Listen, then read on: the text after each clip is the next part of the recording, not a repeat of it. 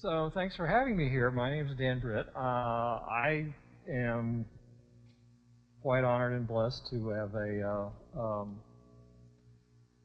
survey node, the Center for Lunar and Asteroid Surface Science, which is based at the University of Central Florida and the Florida Space Institute. And what we do is we do science, but we do science in support of exploration. And how do I advance the slides? Do you? Well, okay, a left arrow. Right arrow? Oh, power seems to be on.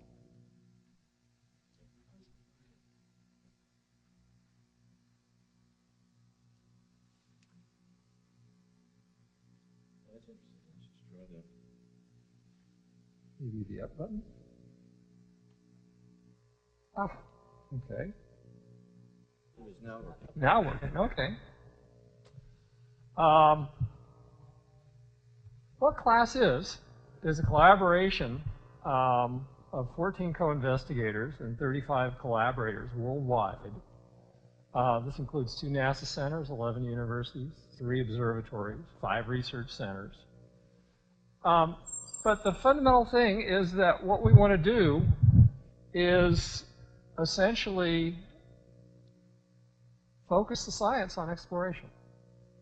The whole idea is that this is the intersection between science and exploration. And science fundamentally allows you to explore smart. And so what we know about the moon and about asteroids can illuminate how we design missions and how we build hardware and how we accomplish what we're interested in doing. So the context goes back to 2004 in the Bush administration. They wanted to go back to the moon. NASA was building the Constellation program, and NASA set up the Lunar Science Institute to catalyze more lunar science work. Fundamentally, if you went to lunar science meetings back then, what you did was you saw lots of old guys from the Apollo program and almost nobody else. A few of you have done that, obviously.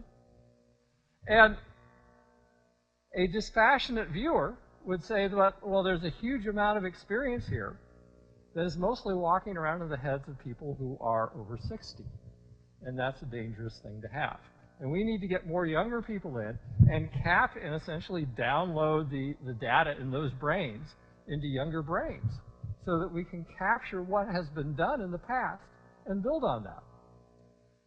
And that was a great idea. And I think the Lunar Science Institutes have been very successful in doing exactly that and catalyzing more lunar science work and transmitting the experience of the older generation into a new generation of lunar scientists. But there are a few problems. 2 problems. Gravity, which is always hard to overcome, and money, which is far more difficult to overcome. Basically, it costs money to jump down a gravity well. You have to develop specialized hardware. It's risky to be at the bottom of a gravity well, and people hate risks. The way you deal with risks is you throw money at it. The problem, of course, is that NASA needed a lot of money to develop hardware to deal with gravity wells, and that wasn't forthcoming. Basically, the bill for this program came due the day the Obama administration walked in the door, and they were not very keen on picking it up. So you can have a deep space program as long as you stay out of gravity wells. Basically, you have fewer critical maneuvers, fewer chances to destroy your spacecraft or kill your astronauts, and less hardware developed. The problem, of course, is that you have the same issue as with the lunar science. There are a lot of unknowns with small bodies. And it's a unique environment that affects exploration, operations, and risk. And there's a long list of things that we are working on the asteroid community, but we don't know for sure a lot of this stuff, and it's a process of ongoing research. So what the NASA set up was the Solar System Exploration Virtual Institute, which is to essentially expand the success they've had with the Lunar Science Institute to a broader range of bodies, essentially including another set of airless bodies, asteroids. And that's where we come in.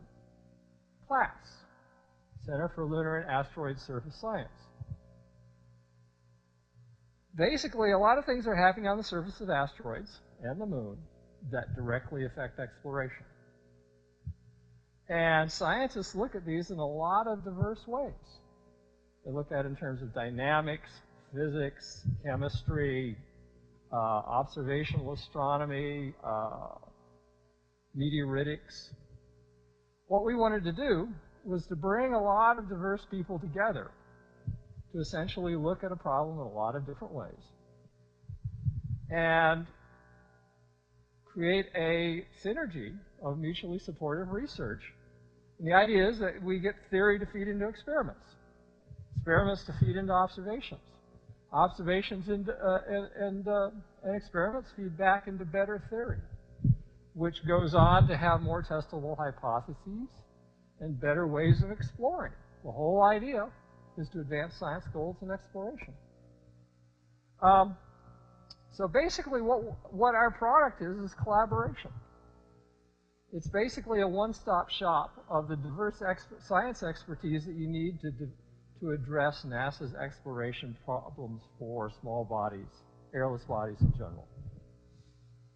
And our structure basically allows creative people to try out new ideas and get advice from some of the best minds in the fields that cover asteroid science. So we're designed to maximize cross-feed of information. We have a lot of diverse science. Microgravity, low-velocity impacts, meteors and impact hazards, the physical properties of asteroids. This is the sort of stuff I do, is physical properties of asteroids. And so the nice thing is that I get to smash lots of meteorites in order to determine their physical properties. Plume interactions, observations, thermal properties, mechanics, charged dust transport. You're going to hear a little bit about that. Microgravity, orbital evolution. And we have a series of programs. And what I would urge all of you to do is consider dialing into some of these things, because they're set up to allow virtual attendance. So we'll have a colloquium series with weekly Adobe Connect talks that basically feature our network research and opportunities for collaborative involvement. And what we'll do is essentially make members of the science team available to the wider community and make the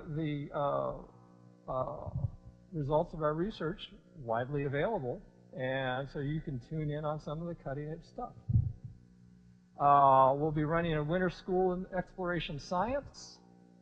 I think one of the big assets for CLASS is it's based in Orlando. Orlando is known to have a fairly nice climate during the winter. I've tested this out. I invited one of my colleagues from Ontario down this January. And while we were sitting in Winter Park in the evening having dinner, and I was, of course, I had a jacket on and long pants. He had shorts and a t-shirt. He said, "This is great. This is June in Ontario." And so what we're going to be doing is bringing people in during the winter and essentially tapping the best minds in the world, because we have a nice climate here. It's a lot easier to bring them in. The first winter school we'll do is going to be a yearly, essentially training exercise for young scientists on the critical pieces of and concepts and hot topics in exploration science. This first year, in January 5th, 2015, we're going to do 10 years of the NEAS model. And that's the model that is the current ruling idea about how you scatter asteroids around and how you develop the current population of small bodies in the solar system. People who are interested in attending should shoot me an email. I'll keep you on the list. We'll have visiting scientists, approximately 4 per year, coming to Orlando and essentially talking about their research and expanding collaboration opportunities. We'll be developing interdisciplinary course materials. Currently, we're doing a seminar that's being led by Alan Stern, who's the PI of the New Horizons mission, and it's Pluto Before New Horizons. You can tune in on this on Adobe Connect twice a week in the mornings.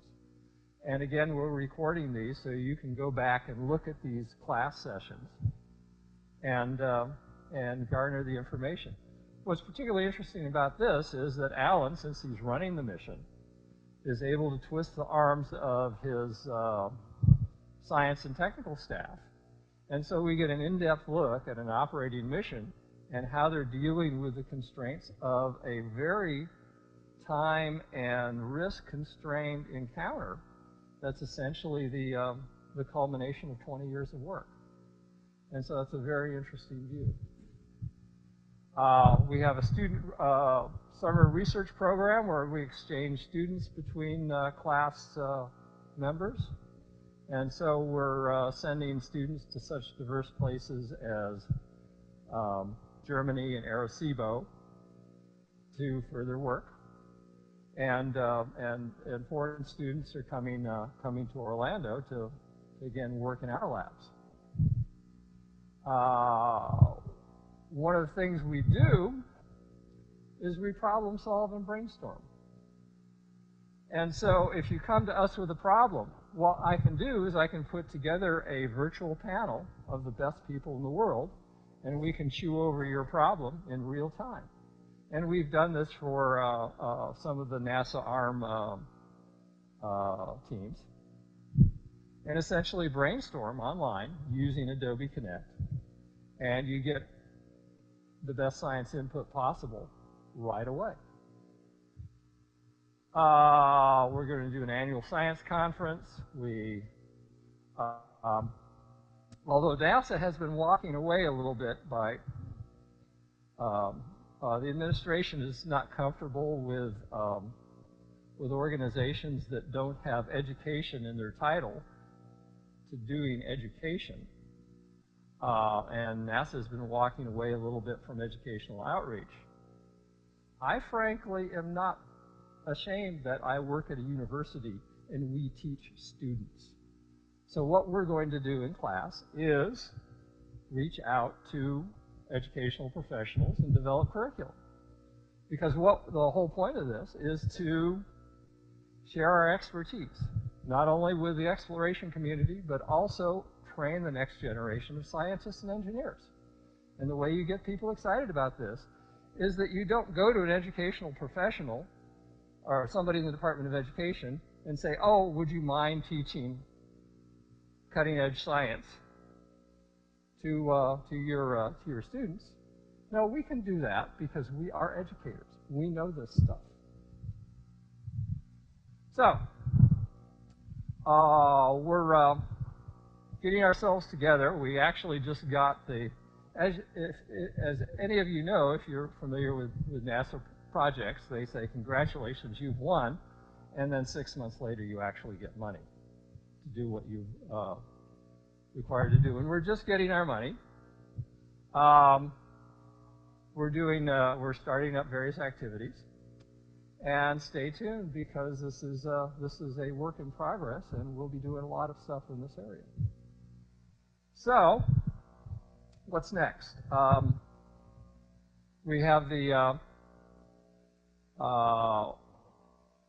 seminar going on. We'll start up the Adobe Connect talks very soon. And we've already had the first visiting scientist who gave a very interesting talk about the Chelyabinsk explosion over Russia. and we're having a lot of good time. So what we've got in class is good science, an activist institution, proactive outreach, and a team that's really the greater the sum is, the whole is greater than the sum of its parts. And so the whole point of this is to have fun doing good science. Thank you very much.